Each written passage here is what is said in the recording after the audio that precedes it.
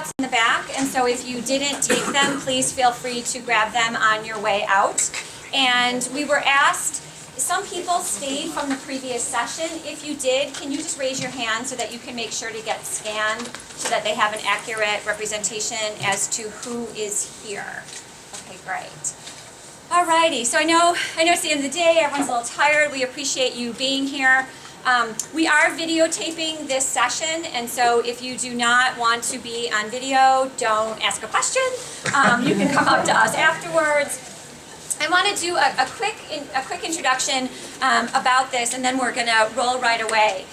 So my name is Aliza Gilbert. I am one of the college counselors at Highland Park High School, and I am joined today by Michelle Roman Garcia from Joliet Junior College and Eric Ruiz from University of St. Francis, and then two of his absolutely fabulous students who will introduce themselves and tell you a little bit about their stories. We are, because of the hour time frame, we are operating under the assumption that everybody here has some basic fundamental knowledge about undocumented students. So this is not a beginner session. We apologize for that. If there are things that we touch upon that are new to you or unfamiliar, please feel free at the end of the session to come and approach any of us, and we are happy to fill you in. The very last slide will have our contact information, and you are more than welcome to reach out to us at any point in time. And so without that, further ado, we're going to get started. So a little bit about why this is so important. Some basic statistics, which I think many of us are aware of, but I just want to cover really quickly. About 1 million undocumented students in the U.S. right now are under the age of 18. This is a significant drop within the past 5 to 6 years. And that has to deal with immigration changes, difficulties in terms of the border. Hold on, are we good? Right, oh, there we go. Okay, hang on.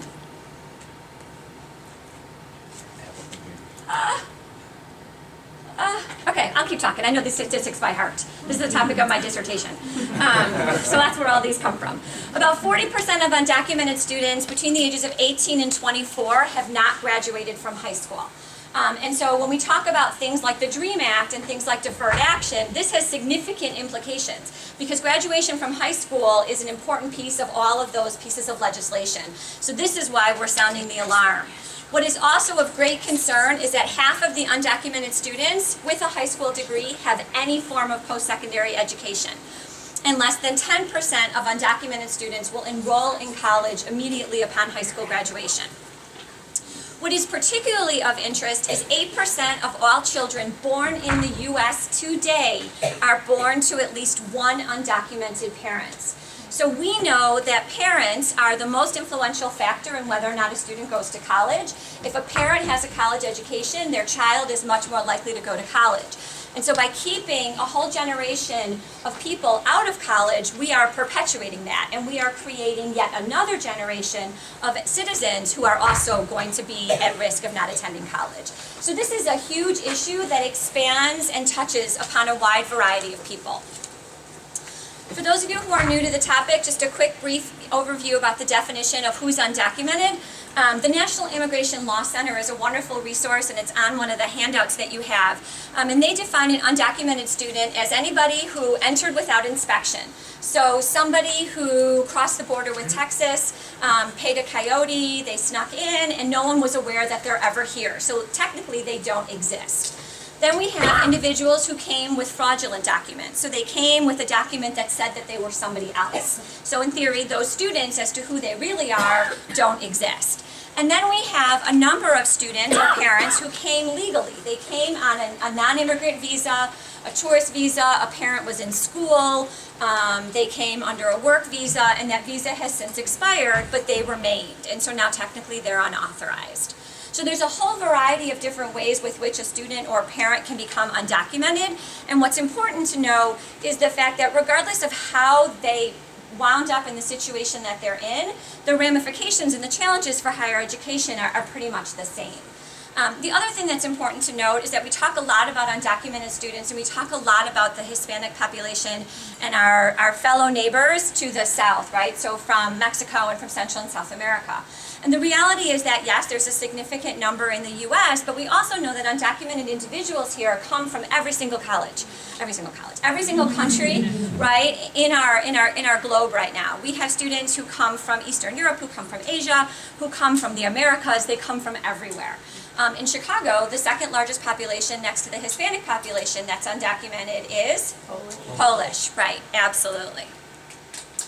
So I'm going to start by talking about how do we work with high school students, and then we're going to talk about the transition to community college and then the transition to a four-year university.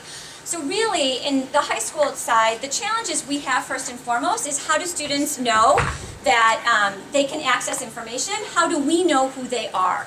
Right? So we don't run around and we don't say, hi, are you not documented? You're not documented. We used to have some creative ways of doing that, looking at transcripts, social security number, who didn't have one. We no longer ask a student when they enroll in the high school what their social security number is, and so we don't have means of doing that. And so some of the biggest challenges for us is making sure that we get the information to students that is appropriate, because we know that a lot of students start high school with the belief that they cannot access college, that college is an option that is not available to them. And so one of the things that's really important is creating opportunities for self-identification.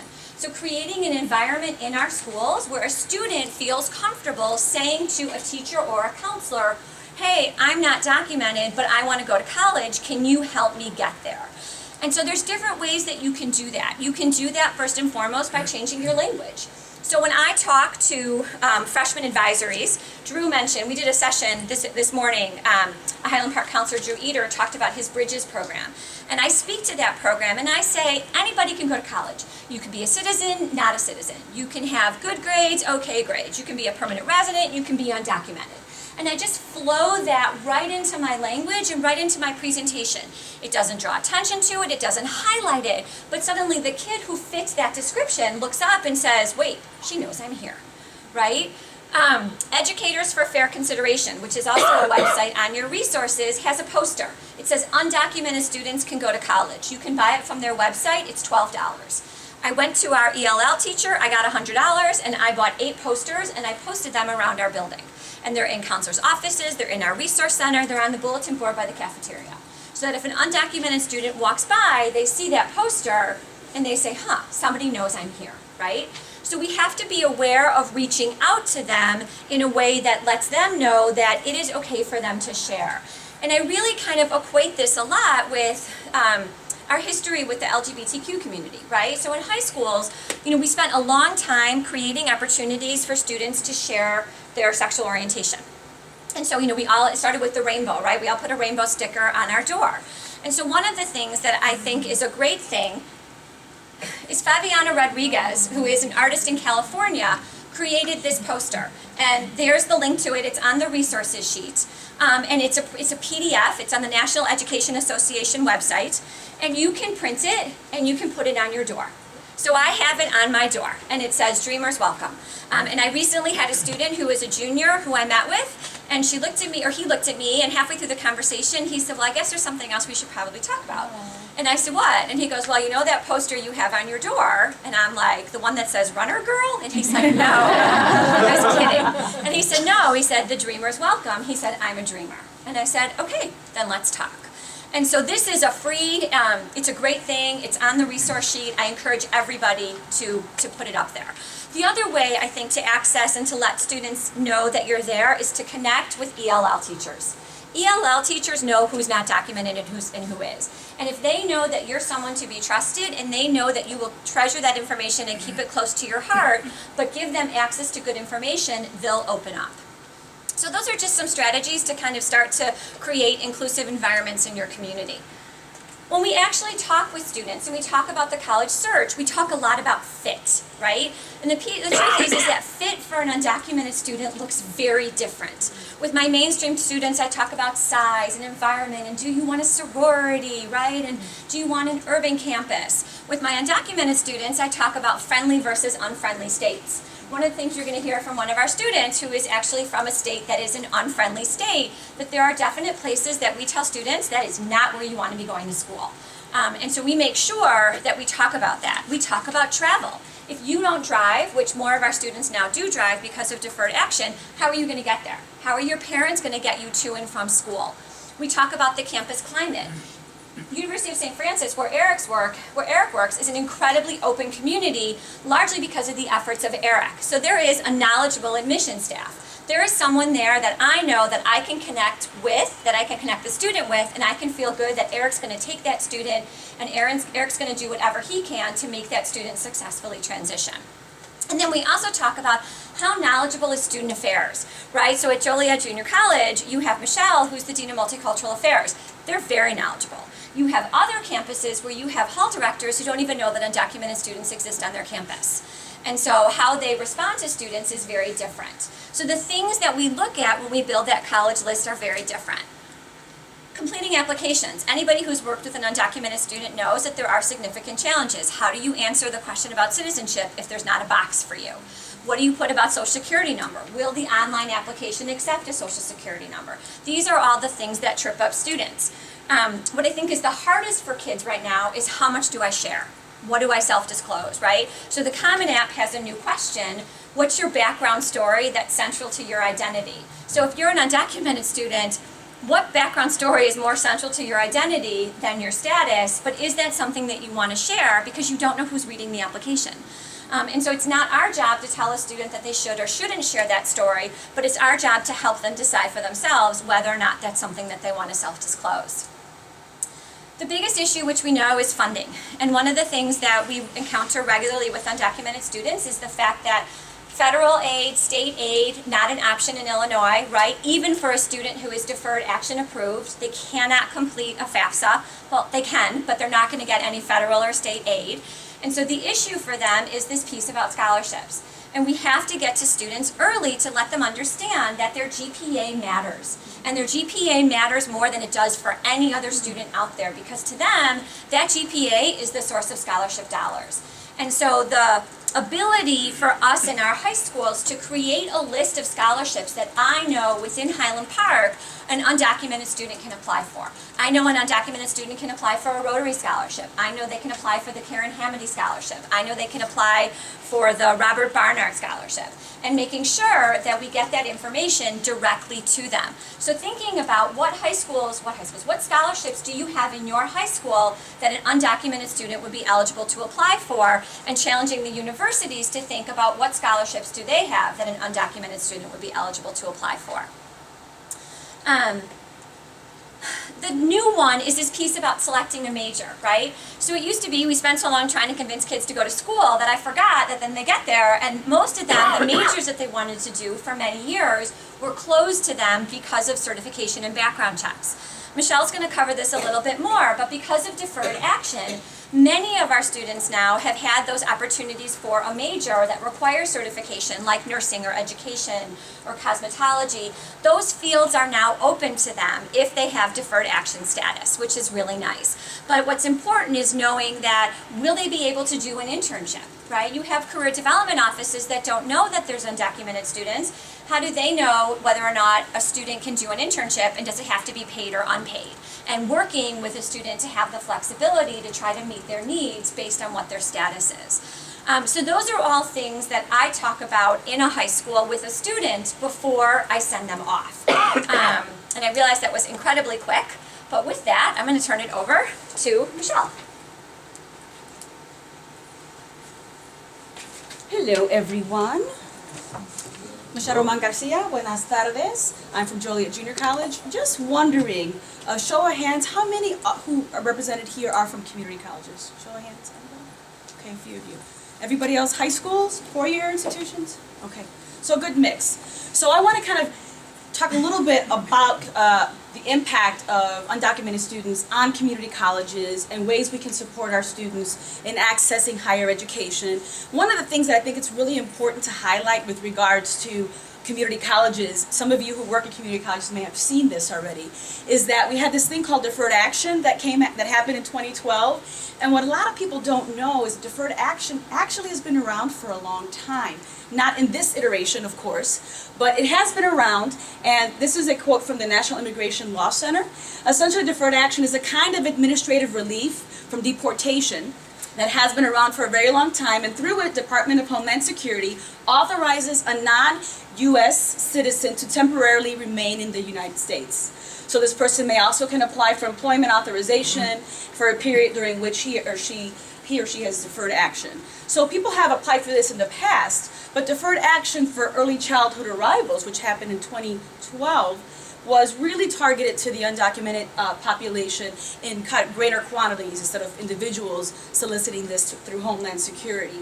So in 2012, this executive memo came out, and there's a lot of implications with it that really caused this catalyst of enrollment at colleges and universities as a result of this action.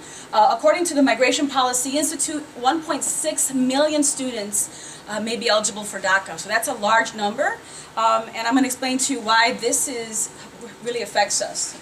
So deferred action, there's some criteria that students have to meet, or people have to meet in order to be eligible for this. So must have arrived before the age of 16 and must have applied before the age of 31.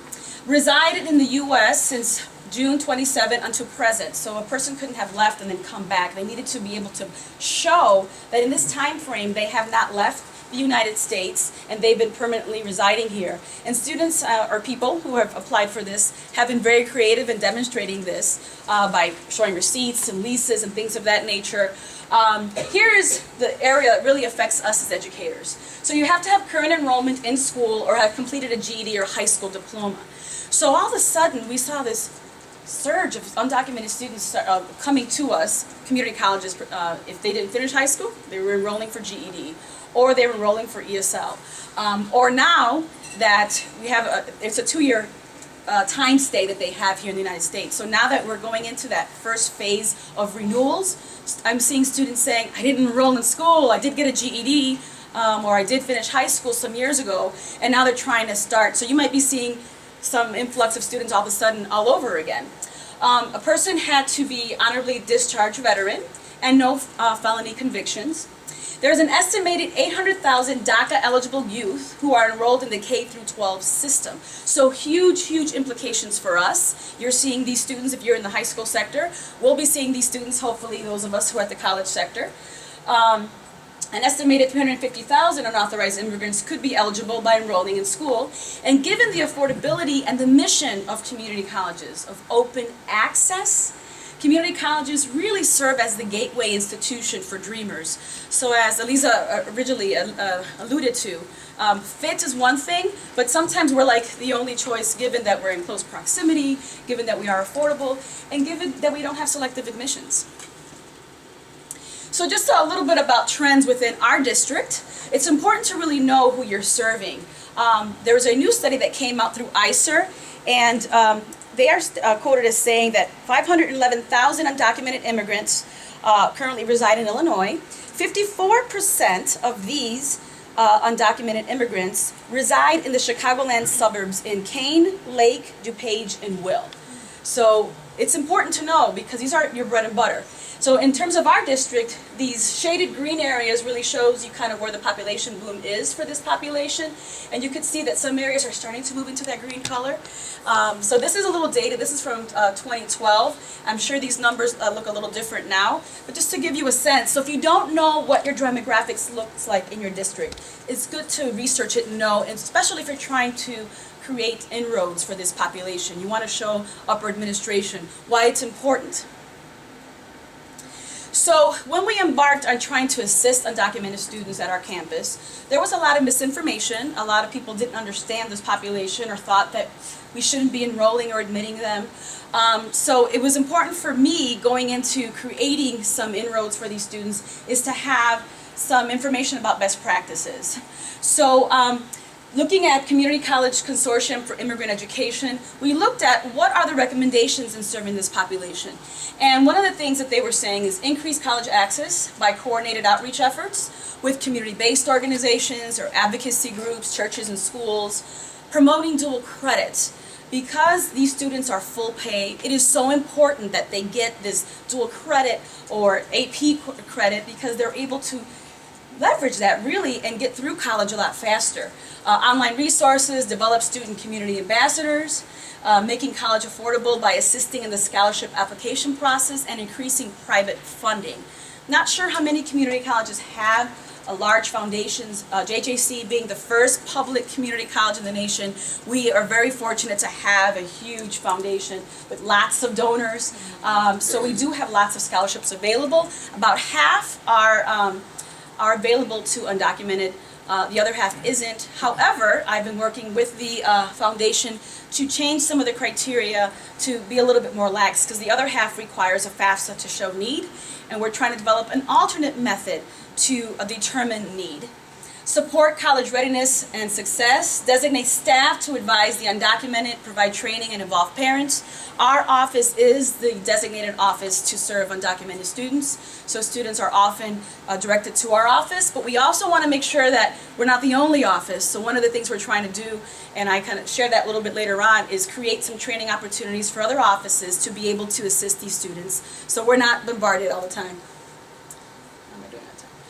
Offer alternatives for adult learners. So connect students to ABE, ESL, to the credit side. So, students come, okay, I'm going to sign up for GED so I can apply for DACA. But, what happens after that? Consider a certificate program, consider an associate's, and if you're trying to renew, you want to show that you're still enrolled in school. So, this is for their benefit as well. Improve college retention and completion, promote safe zones. So, one thing that we're trying to roll out for the fall is developing training around safe zone and helping people understand that there has to be a mechanism to have students know you are a safe person to come out to. I can tell you about my status. And provide ongoing support services for the emotional well-being of Dreamers. They do experience a lot of anxiety in terms of people finding out what's going to happen to them if somebody finds out. Organize campus-wide support and facilitate the transfer process. This is something that we really pride ourselves in, so that's why we have a partner here at the four-year institution too to talk about that process. I think it's important to create those liaisons, so once the student is ready to transition, we have those point people at the different colleges and universities that we can connect those students to. Implement a campus-wide undocumented student task force. Develop relevant outreach efforts and informational pamphlets. In the back, I have a handout of one of the many things that we're trying to develop on campus, and it's essentially the do's and don'ts of how to maybe advise or work with an undocumented student. We took a lot of the information from ISER, as well as just general information about what DACA is and what it isn't, so that people are in the know. And right now we're trying to change our residency policy to be more Dreamer friendly. Right now there's some language in there that speaks to being a resident of our district. You have to meet the residency requirements of United States Immigration and National Relations Services, and we know for a community college student, all you need to be is reside 30 days in the district.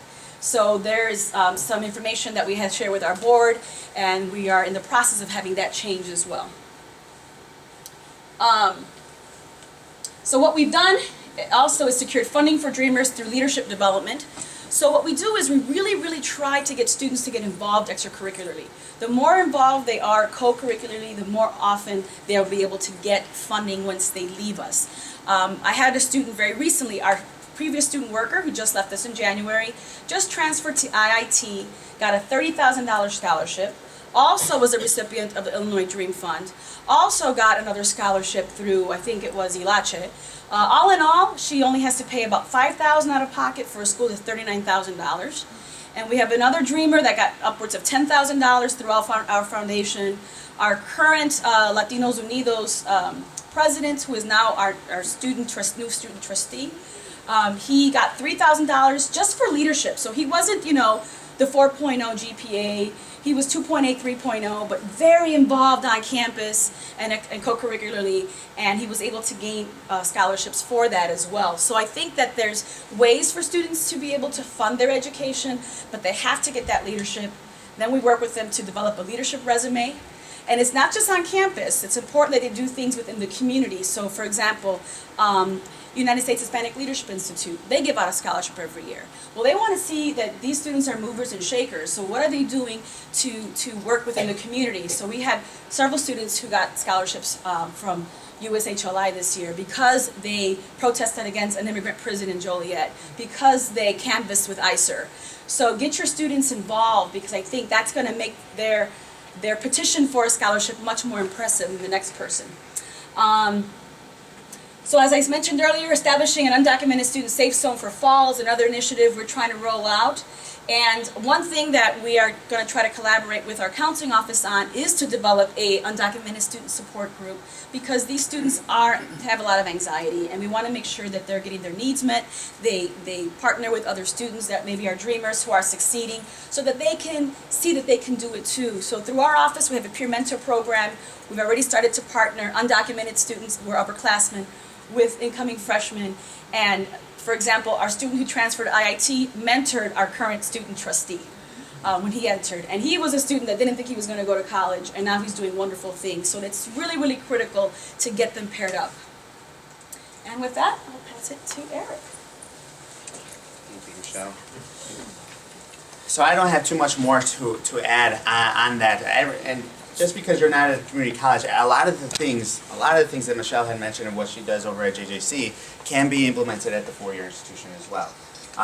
Now, I come from a small private institution, and so a couple years back, it was like, well, what do we do? What do we do with undocumented students? And if you guys are trying to look into how do we change those kind of things at our four-year institutions, that's going to be one of the hardest things, unless you have that VP level or that presidential level. That's going to be your go-to person to be able to change certain things. And so I worked hard for quite a few years trying to figure out how do I help these students out. And one of the easy things that you can do is well, how do you find them? How do you know? You got to ask yourself, well, what is your application system? With our application, you have your online or your paper application. We pretty much have like 1% paper applications coming in. The rest are online. So how do you make that easy for them to do that? And what we did is we took away the requirement that it has to be numbers on the Social Security. They can't put zeros, or they can leave it blank. There might be times where if your higher ups are not okay with that, you can make it where there's an error. And then they'll go back and they'll resubmit it, kind of like what the FAFSA does when something's wrong. If you check that error like twice or 3 times, it just goes right through, and we'll be able to fix it, be able to look into it later. There's a question on there that specifically asks, are you going to apply for the FAFSA? And it's a yes or no question on our application. If they say no, well, they're either really rich and don't want to apply for it, or they might know that they're undocumented and put no, I'm not eligible. So you look further into that. Obviously, if you are able to put zeros on the Social Security number spot, there might be a clue, or they just don't want to give their Social Security number away. Just look further into it.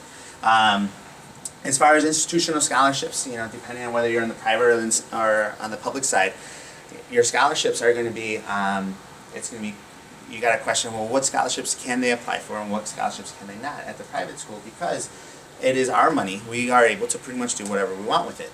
So we are able to take away that citizenship requirement for our scholarships. Then there's going to be institutional aid. Ours is called the USF grant. That was one of the things, it took me about 2 years to try to figure out, well, how do I get them this institutional aid? It's our money, but you need the FAFSA. Well, we know what the FAFSA is, we know what the formula is, so that's how you find your financial need, and then you talk with your financial aid office and said, hey, we know their EFC, we figured it out. So can we give them this institutional aid? So it took about 2 years for them to be okay with that, and then so our institutional aid goes up to half tuition that can go on top of their scholarships, which is really nice. So finding the financial need, you can use early estimate forms. You can use a paper version of the FAFSA if you void it out, if You know, you really have to have a good relationship with your financial aid office or whoever figures that that institutional grant or trying to find private funding. What I do is when I have a clue that this person might be undocumented, they haven't yet come out to me yet, I'll have them come to campus. Actually, every undocumented student that wants to pursue everything, regardless of whether they come to St. Francis or not, I have them come to campus. I have to meet with their families. I have to be able to talk to them to let them know it's okay. You can go to school, and this is how you can do it. If they pursue our route, then we try to find out their financial needs. So how do you do that? We look at their taxes. We look at their tax information. I'll ask them to bring their tax information, and a lot of families do. Yes, a lot of them do still do their taxes. So we have that information. That is our verification that it is correct because I did it in person. So you have to be able to talk to your financial aid office and say, I know you guys can't meet with everybody, but what if I meet with them? They were okay with that as long as I'm the one verifying they're not doing it on their own. And we have our financial aid liaison over there that, okay, I have this information, I'm going to walk it over to her office, and we talk about it. We talk and say, okay, this is the situation. She knows what she needs to do as far as an undocumented situation. And she tells me, okay, we can give them a USF grant of a certain amount of money, whether it be $1,000 or whether it be $11,000 of institutional need. So what we're currently going through, we're currently going to be doing a proposal because the way the financial aid office works is that they take that cost of attendance and then they take away the Pell and the MAP possibility and then try to see what is the institutional need, because that is how most students get their institutional need. So we're doing a proposal saying, well, these students are different. This is a different situation. You really have to stress that out, that this is a very different situation, that can we possibly, okay, maybe you have to take away the Pell, the Pell against that calculation.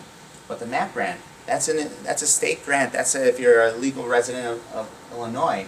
Can we, in this instance, just say, you know what, you're not a legal resident of Illinois, so we don't count the MAP against them. We can possibly give them an extra $4,720 then in our institutional need. So that's where we're currently going through right now. Essentially, an undocumented student that lives outside of Illinois could possibly get more money from us because they're out of Illinois. So that's what we're currently going through, and convincing your upper management, trying to say that yes, your discount rate will still stay the same. Yes, these are how many students it would affect. This is how much the institutional dollars. You're going to have to do your homework on how much this is actually going to cost. And once you do that, then it should be once they see, okay, it's not that much, then let's help them out. Okay. So how do you find out whether they are a dreamer or not? You have to create that atmosphere. You have to talk about it all the time as if it's normal conversation. A couple years back, when we brought up undocumented students, everyone on campus was like, I don't know if we should talk about that. And you can't let that happen. You have to talk about it. You have to say things like, if you or somebody that is a dreamer. I always say that in my presentations, regardless of whether there isn't any dreamers in the crowd, or there might be, or they may know somebody. It just has to be a common occurrence, including regardless of status in your everyday language. When you're talking about scholarships, when you're talking about school, regardless of status. Those key words is what these undocumented students may hear, and then they'll have a chance of, okay, maybe I can go say something to him. And then what I always like using is there's a lot of stories that our undocumented students have, and if you notice, like Michelle had a couple students that had great stories that they work hard, and they always do. You meet two great ones right now. Tell those stories to other students and say, yeah, and say it. And say, I have a couple dreamers, they did this, this, and this, just like it was normal. And then they'll come out and say, oh, you have dreamers? Okay, let me go talk to them. Okay, so those are the kind of things that I try to do, is try to figure out, well, is this person a dreamer or not? Are the parents? Maybe the student is a citizen, but the parents are undocumented. Okay, once they hear those terms, well, maybe they think that, maybe they feel like, well, maybe this guy can help me, and we can help them out, because there's still many families out there that think that their son or daughter cannot go to college, even though they are documented, but their parents are undocumented. So, using hints on your FAFSA or on your application, like what did they say about that FAFSA question if you ask that question. If you're able to control what is said on the application, well, maybe you can add that on there. Okay. Emails. Working your emails in a way where if you have a feeling that they might be a dreamer, okay, put your emails out there and talk about certain things and say, hey, you know, I want to invite you to the scholarship day. You know, anyone can come, high profile. It doesn't matter where you come from, regardless of status. And just add it in there. Okay, they'll read those emails. They want that money. Okay.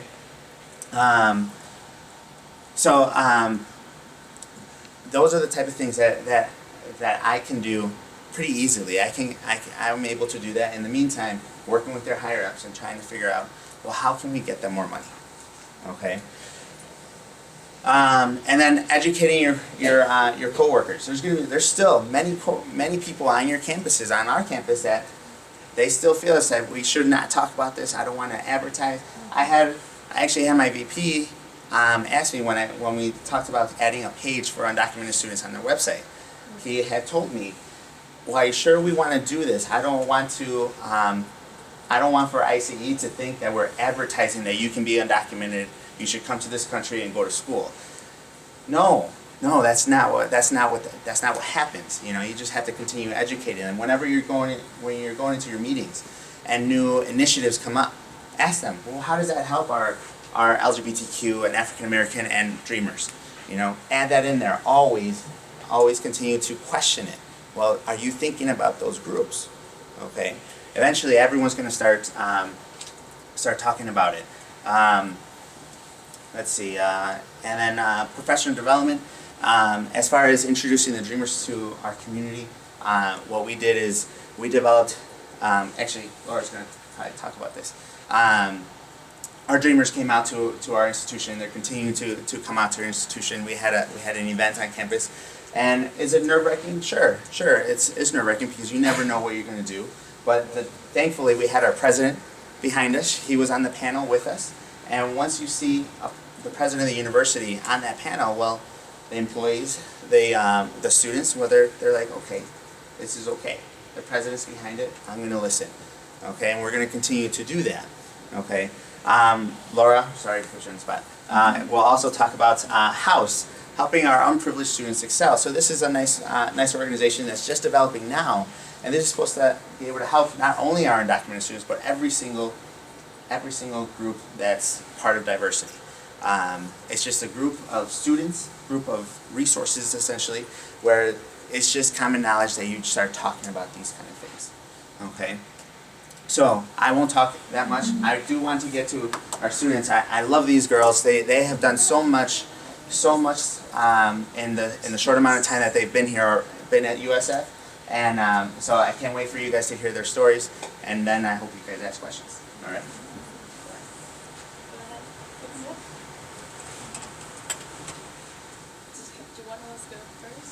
Do you want us to go first, like both at the same time? We're Yes. kind of don't know what we're doing now. We were just told, come here. Okay, well, I'm Leslie. I'm a freshman at the University of St. Francis, and I'm majoring in biology. And I'm also the president of UVA, which is one of our club organizations that we have on campus. And I plan on just doing a lot of things with that club, as well as being a mentor to other students, because he was a great mentor to me, so I want to do that as well. My name is Laura Munoz. I'm originally from South Carolina. I came to the University of St. Francis 2 years ago. I'm completing my second year this year. As soon as I turn in this one paper that's due today. My major is business management with a minor in political science. I really am a strong advocate for not just undocumented, but all types of human rights. So that's really what I want to focus in. Some of my leadership roles. This past year I was the president of International Club. This upcoming year I'm the president of our Student Government Association. Along with Elizabeth, who's right there, she works at our university, and another student, Alex Campos, we came up with HOUSE, which is what Eric talked about, which stands for Helping Our Unprivileged Students Excel. So it's a group, it's an organization that doesn't really require any funds, because what we are is like the central point for any student, regardless of sexual orientation, race, ethnicity, undocumented or not, like any student that needs help finding a resource or a connection or something on campus. That's what HOUSE is for. And actually our first event was this Undocumented Dreams of USF that we hosted, and between myself and Princess, who goes to our school, she's sitting right there as well, we put together a video highlighting some of the dreamers that are at USF and then coming out and sharing their story. So we were able to share that with over 60 people that came that night, which was pretty good because we kind of put it together last minute because we really wanted to show this video. And that was an idea that came to me through going to the United States Hispanic Leadership Institute that Aliza talked about, so USHLI, for those of you guys who have heard it. That came out of attending that conference. So thanks to that, a lot of students now know what it means to be undocumented, or that there are dreamers sitting maybe right beside them, living with them, as far as, and also some faculty. And in the fall, along with our president, we're scheduling to show the video to administration at a strategy day. So we're getting the ball rolling, still have a long way to go, but we're very happy. So. Okay, hang on. So we had questions that we were supposed to address, and then we're going to open it up. I don't know if you want to address like the high school. The first question was, how was my experience with my high school counselor during, coming out and telling them I'm undocumented?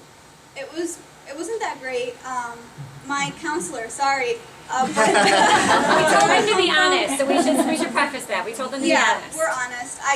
My counselor did not know anything. Like I said, it's very hard to come out to someone that doesn't know what an undocumented person is. So an advice to you guys would be, get educated, learn what it is, and also learn your language, because that kind of builds that atmosphere with your students. So I didn't come out to my counselor until it was time to look at colleges. And my counselor was like, well, there's nothing that I can help you with, but you should try going to JJC. Like, that was everything. So it wasn't one of the best experiences. I decided to go to Fox College first, which was also not that great of an experience because they did not know what an undocumented person was. They didn't know how to help me as well. And that's when I decided to transfer to the University of St. Francis, because they were just very friendly. They used great language, so good job on that. And it gave such a great atmosphere that it let me feel like I was welcomed and I was able to come out. So that was one of my experiences. Leslie's was actually pretty good compared to mine. So like I said, I did go to high school in South Carolina. I didn't come out to my guidance counselors because they had no idea about anything, basically. But what I did, I just did it on my own. I just took initiative of figuring, because, okay, I guess it starts with, my parents never told me, you are undocumented, you can't go to college, but it was just this, this underlying thing that I knew, and, so as we were getting, closer to graduation, high school graduation, I didn't really know what I was going to do. I started looking at schools in Colombia because I'm from Colombia, South America, so I was looking to see if I could even go back to Colombia to go to school there. And since I didn't really have much help in high school, I contacted every single guidance counselor that I could find of any private and public institution in South Carolina. There's quite a lot, and there was only one person, that replied to me, and he was from the College of Charleston, and his name was John, and he basically is the one who started helping me, and he said, you can't come to the College of Charleston, you can't go to any school in South Carolina because there's a restriction that prohibits undocumented students to go to school in South Carolina, higher level. So I was like, okay, well that's not too good, and I was like, okay, so what are we gonna do? And he was like, but fortunately there are other states that do admit undocumented students, and they're mostly going to be, he was like, I would suggest that you look to private institutions. So then I was like, okay, now I have to go out of state. And so I Googled, states that allow Dreamers or undocumented students. New York, California, Illinois, Texas, those were some of the ones that came up. I looked at other ones, but I ended up with Illinois because Obama was from Illinois, and that was good enough for me. And I was like, I'm not even kidding, that was my thought process. And so I was like, I've never been to Chicago, so okay. And I started to look, and I was like, okay, private institutions in Illinois that accept undocumented students. The first one that came up was University of St. Francis. So, good job with the marketing there. And then after that, like Elmhurst came up. Dominican, Illinois, Wesleyan, all of those came up. I applied for all of those. Got a good amount of like scholarship money. And, unfortunately, the institution can be great, like #1 in the country for whatever program it is, but it's going to come down to that money. And so my family and I broke it down, which is very new for my family and I. And my best friend's mom was really the one who helped me with this. My parents, unfortunately, weren't that educated with that, so I was just filling them in from what my best friend's mom and I would decide. And it just came down to University of St. Francis giving my family and I the most financial support, and that's just kind of how we chose it, really based off that. My guidance counselor was Ryan McManaman, who's no longer at the university, but he knew a little bit, but he would always go back to Eric. So he was really just that middle person, and Eric really was the most help I've gotten out of all of those universities, and he was able to give me the most scholarship money and help me. And I never even visited the school. I just applied, got accepted. That was big enough for me. The first time I went was for a scholarship competition, and I was like, well, if I don't like it, that's going to be too bad, because that's where I'm going. So fortunately, I liked it. So yeah. And like Laura mentioned, it comes down to the money. It is very important because we don't get financial aid. We can't apply for those things. And there are certain scholarships that don't, that ask for a status. So if you guys as advisors or as counselors can do that, it is a great help to students in order to pursue their education. And just to a thing of advice of that, if that can be the first thing that's listed on that scholarship, it saves a student a lot of going around trying to find out. When I look for a scholarship, the first thing I look at requirements. If it says you have to be a U.S. citizen, I'm like, okay, next, because obviously that doesn't apply. So it's really helpful if that's one of the top things, because you already know that you don't need to waste time on that scholarship. I don't know if there's anything else we need to address, or if it's just open to questions. We would love to open it up to questions. Questions of any of the three of us, and definitely of our phenomenal students. So, I don't know. I saw your hand first. You guys can handle questions. Go. Yeah. Okay. And I'm kind of naive with some of this, and I'm always trying to learn. I go to every conference she talks at. That's great. Majors. You talked about licensing. What are majors that are successful for Dreamers right now? Well, I mean, there's a lot of stuff that Dreamers want to do, and especially before Deferred Action came into play, we had to have those conversations of those roadblocks, and then once Deferred Action came, there's a few more doors opened up. A few more doors because of those licensures, and you have that, and because you are able to use that Social Security number to work. A lot of our students that we've come across still come out and they go into their own business, photography, those kind of things. But these girls, what are you majoring in? Biology. Business and poli-sci. Business and poli-sci.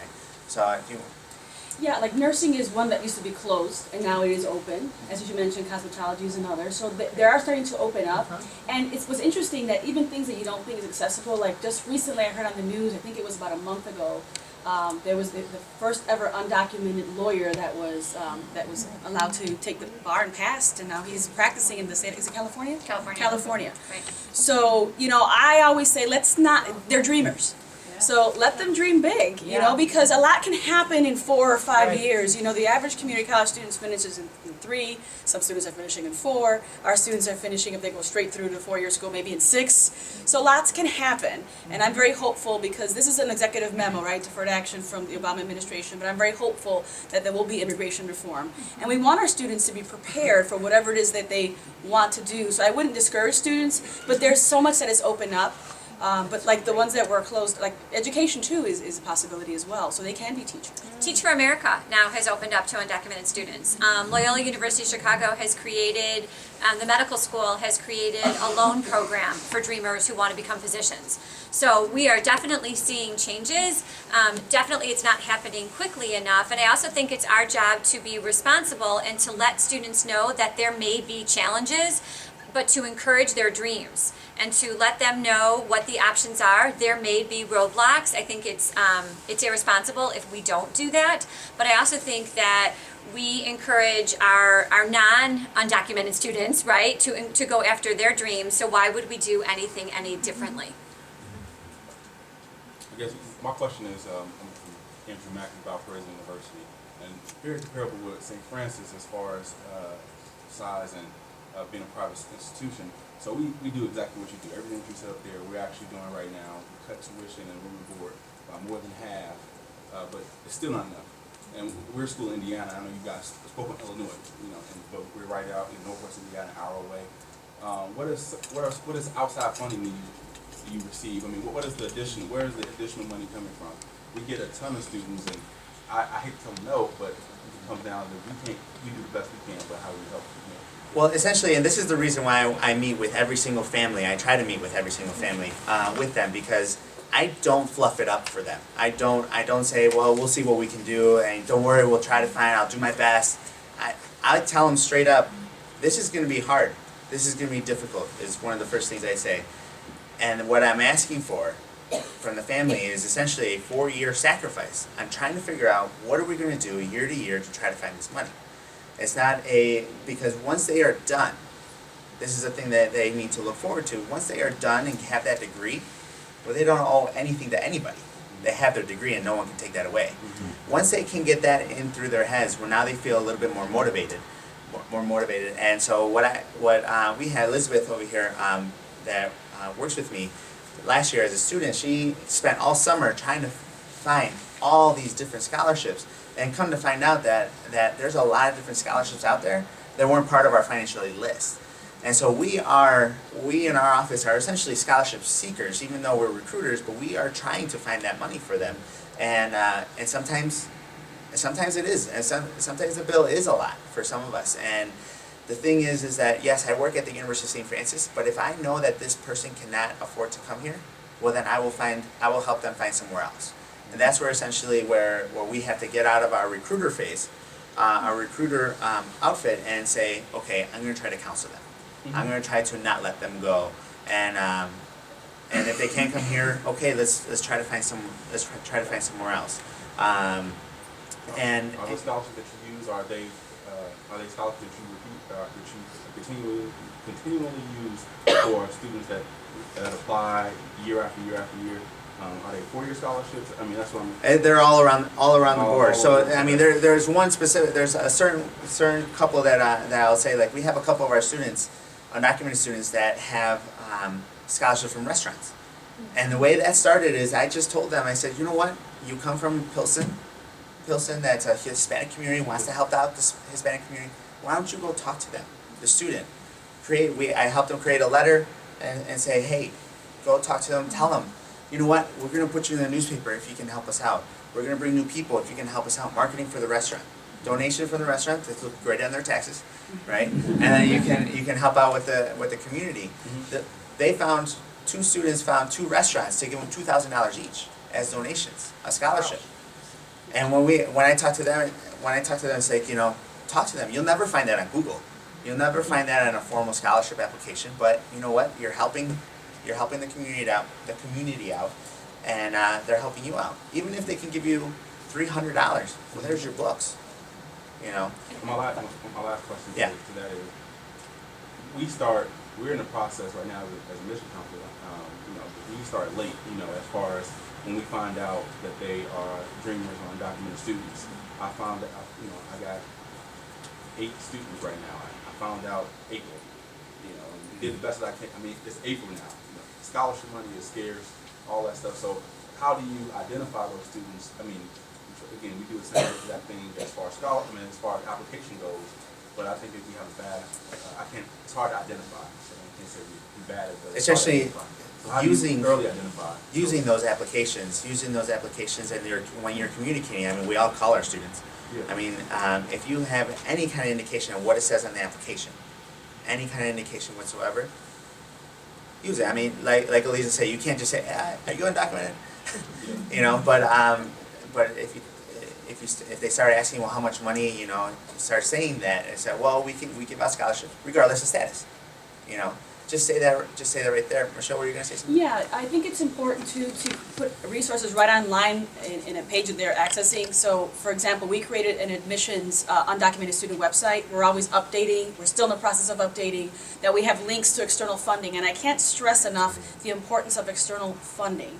There are a lot of scholarships available, and with the exception of one scholarship that I've written for very recently, all of my students have gotten every scholarship that I've applied for. Okay. So like Ushli gives out more than just one. I think they give out 10 or 20, and it's $1,000 and $2,000 here. There's one that's due now, I think May 9th, and that's the OLE scholarship from Exelon. We've had students get that one before. We've had students get the Ilacha scholarship. So I think it's important that you create those resources right where I'm sure that this student here went to their admissions website. Mm-hmm. Have something there so you don't have to try to figure out if they're undocumented student resource page. They'll click on it, and then you could have hyperlinks to all of these, ICER and these different scholarship entities, MALDEF and what have you, so that students find out what the resources are. Otherwise, they're getting online and Googling and paying money to try to find scholarships when there's so many things available. But it's so important that they are students who are co-curricularly, extracurricularly involved, because there's a lot of competition, but I think if they can show that with a leadership resume, they're strong candidates. I just want to add that I think it's important for the students to establish that relationship with the counselors, so that the counselors then can tell the students it's okay to identify yourself as an undocumented student to the college representatives. And I think, once the students hear that, it's okay, they know about you. It's all right for you to say that. And all the more reason why you want to have something, a decal on your homepage or an undocumented student website. I know College DuPage has one, we have one, many schools are starting to create them. So that way, when they are searching, they're like, oh, they're open to undocumented students, and it isn't like they have to find out if you are. And just before we ask another question, to your question, aside from the restaurants, like churches, I have gotten like the same scholarship from my church in South Carolina, like repeatedly, just asking. I know at the university, like we have this Schmidt Foundation scholarship that used to be with one of our honors program that just is now its own thing. Like things internally in scholarships that start off like that really help. Reaching out to a donor and maybe being like, can this specifically be for like undocumented students, or have you thought about it? Just simply like asking. I know at my university, like this semester, every semester it's hard. Like every semester, and this is my 4th semester. There has not been at the end of the semester a time where like I've paid it and I don't have to worry about it. Like it's always in my mind like I owe this much. Like I have to pay this much. And this semester I wasn't able to register for classes with my class because I had a hold on my account due to like how much I owed. And I'm always stressing out, always. And I talked to someone, one of my bosses, because I'm also an RA on campus, and she was like, oh, I heard something about like an emergency scholarship that the university offers. So I was like, okay, and I had heard about it, but I was also told that you had to be a U.S. citizen. But she was like, no, I don't think so. And I went and I talked, and she was like, we don't necessarily have like an emergency scholarship, but I can see what I can do for you. And they found a scholarship for me. And it's also that like most undocumented students just originally already have that initiative and that drive to go out and like search for it, because they like nothing's really been handed to us like, oh, here you go, you need money, here it is. No. So it's also going out and like asking for that. Okay. Yes. So, just to the students, if you were applying to a university and you were going through the application process and you saw, okay, social security number, all this stuff, and then you saw a box that said, you know, please tell us about your status. Are you a U.S. citizen? Are you this? Are you undocumented? Would you have checked that box if it was on a college application? I believe it depends on the atmosphere, because every university has its own atmosphere. So if I feel like I can share my story with you, then I'll definitely do it.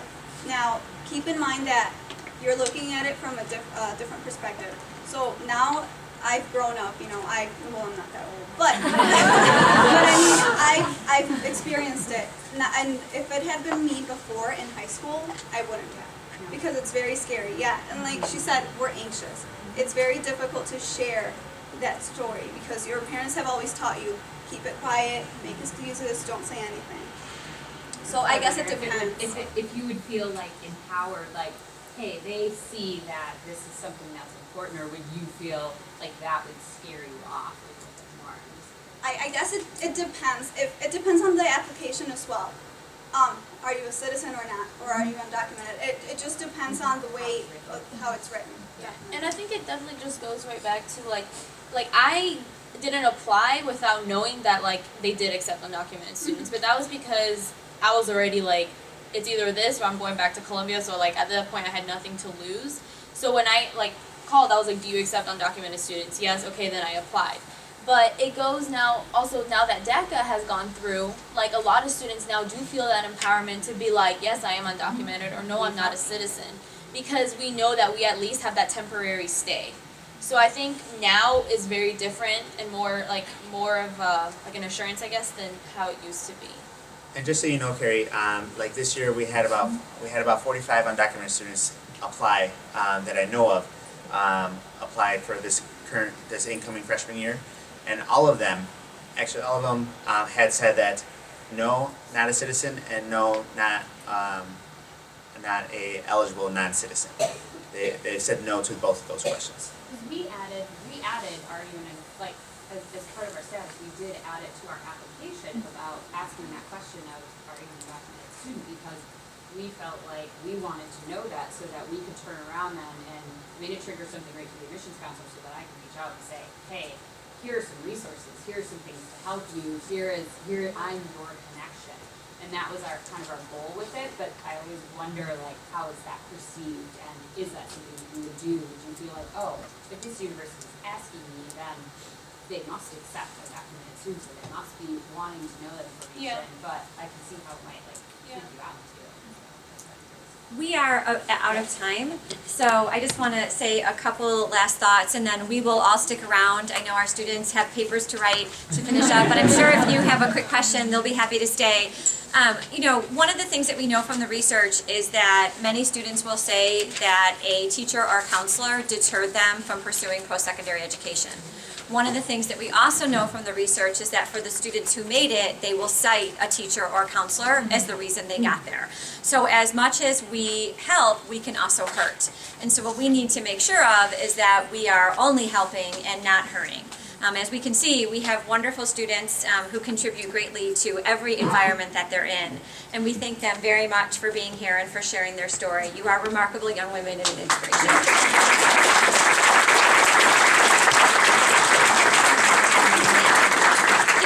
For a college and you have not yet submitted your information to the College Advising Guide on the IACAC website, which is the first item on your resources page, I encourage you to do so. We ask you, do you support undocumented students? Who is that contact person?